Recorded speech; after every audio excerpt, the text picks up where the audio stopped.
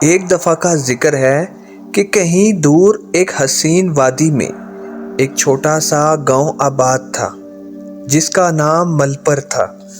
یہ گاؤں اپنی سرسبز کھیتوں، صاف چشموں اور محنتی لوگوں کے باعث مشہور تھا۔ یہاں کے لوگ سادہ زندگی بسر کرتے اور دیانتداری کو اپنی زندگی کا اصول مانتے تھے۔ اسی گاؤں میں ایک کسان رمضان اپنی بیوی فاطمہ اور 2 بچوں حسن اور مریم کے ساتھ رہتا تھا۔ رمضان بہت ایماندار، محنتی اور سادہ انسان تھا۔ اس کا ایک چھوٹا سا کھیت تھا جہاں وہ گندم، مکئی اور سبزیاں اگاتا اور گزر بسر کرتا تھا۔ لیکن حالیہ برسوں میں قحط سالی اور موسمی تبدیلیوں کی وجہ سے اس کی پیداوار کم ہو گئی تھی۔ اس کی بیوی پریشان رہتی کہ بچوں کا مستقبل کیسے بہتر ہوگا، مگر رمضان ہمیشہ کہتا، اللہ پر بھروسہ رکھو، محنت کبھی ضائع نہیں جاتی۔ ایک دن جب رمضان اپنے کھیت میں ہل چلا رہا تھا، اچانک اس کا ہل ایک سخت چیز سے ٹکرایا۔ اس نے مٹی ہٹائی تو ایک پرانا سکہ نکلا جو سونے سے چمک رہا تھا۔ رمضان حیران رہ گیا، یہ کہاں سے آیا؟ وہ خود سے بولا۔ وہ سکہ لے کر سیدھا گاؤں کے بڑے حکیم صاحب کے پاس گیا اور انہیں سب کچھ بتایا۔ حکیم صاحب نے سکہ دیکھا اور کہا، بیٹا، یہ سکہ بہت قدیم معلوم ہوتا ہے، شاید یہ تمہارے کھیت میں دفن کسی خزانے کا حصہ ہو۔ اللہ کا دیا ہوا رزق ہے، اسے ایمانداری سے استعمال کرو۔ یہ سنتے ہی رمضان خوشی سے گھر چلا آیا اور بیوی کو خوشخبری سنائی۔ فاطمہ نے کہا، یہ سکہ ہمارے لیے ایک امتحان بھی ہو سکتا ہے، اسے عقل مندی سے خرچ کرنا۔ دوسری طرف گاؤں میں 2 چالاک اور مکار ٹھگ جمال اور کمال موجود تھے۔ وہ دونوں ہر وقت کسی نہ کسی بے وقوف کو لوٹنے کی طاق میں رہتے۔ جب انہیں معلوم ہوا کہ رمضان کے ہاتھ ایک سونے کا سکہ لگا ہے تو وہ اسے ہتھیانے کا منصوبہ بنانے لگے۔ یہ کسان سادہ لوح ہے، اسے چالاکی سے پھنسانا ہوگا۔ جمال نے مکاری سے کہا، ہاں، بس ہمیں کوئی ایسی چال چلنی ہوگی کہ وہ خود اپنا سکہ ہمیں سونپ دے۔ کمال نے کہکا لگایا۔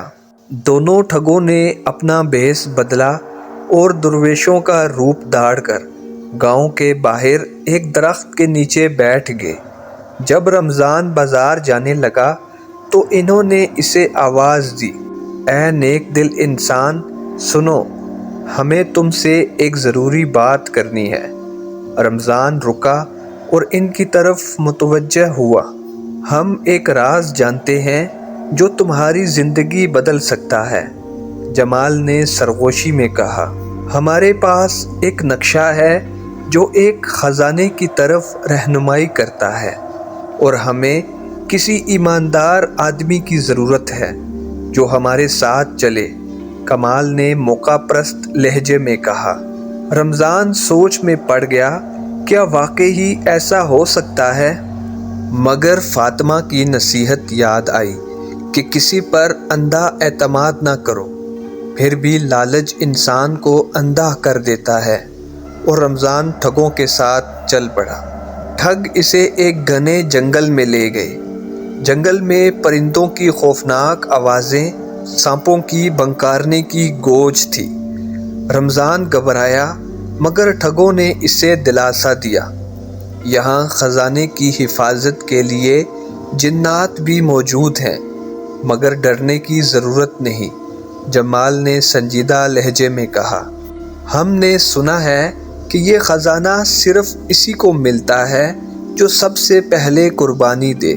کمال نے رمضان کی طرف گھرتے ہوئے کہا، قربانی؟ کیسی قربانی؟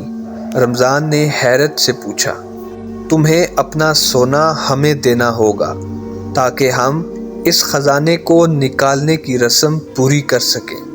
رمضان کو اب اندازہ ہو گیا تھا کہ یہ دونوں اسے بیوقوف بنا رہے ہیں۔ وہ فوراً بولا، یہ سونا تمہیں نہیں دوں گا، یہ میرا رزق ہے۔ یہ سن کر دونوں ٹھگ غصے میں آ گئے۔ جمال نے اسے دھکا دیا اور وہ نیچے گڑھے میں جا گرا۔